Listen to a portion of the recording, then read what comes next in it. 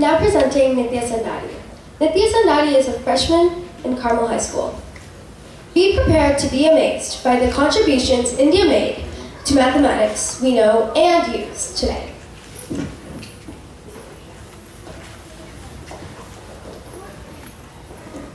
Namaste. Today I will be talking about the contributions that India made to the mathematical world. Next slide. So India is known for a few contributions such as the concept of pi, the concept of zero, the basics of algebra, trigonometry, and then also the rules that come with negative numbers, and also the basics of the number system. Next slide.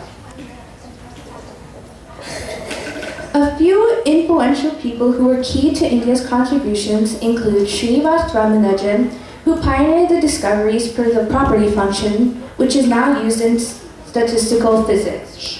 Then we have Brahmagupta. He found the cube roots of an integer. Next we have Mahavira, who learned how to reduce fractions, and he also included problems that included the quadratic and linear equation.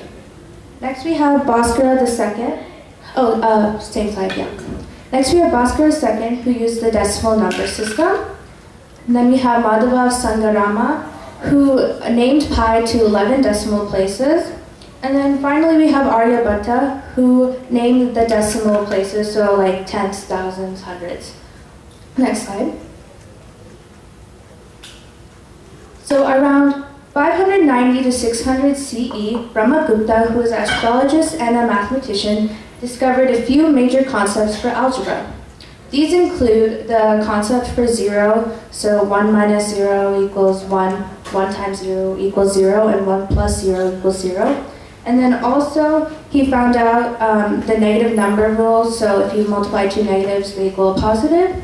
And finally, he discussed that quadratic problems are going to have two solutions, and one is going to be negative. Next slide. Furthermore, he also used the basics of algebra to find unknown variables, so he would use the initials of colors, and then that's how we would find the unknown variables. Now we use them as like X or N or any letter. Next slide. So the next one is Aryabhatta, who is also another astrologist and physician. And around 476 CE, he found how to do the square and cube roots of a number by dividing them. Next slide. And then during the time of the Vedas, which was around 1500 to 1200 CE, the big and small numbers were defined. So they were defined by Talakshana, which is how big they are, and Kala, how small they were. And in the mantras of the Vedas, it discusses how the powers of 10 all the way up to a trillion. Next slide.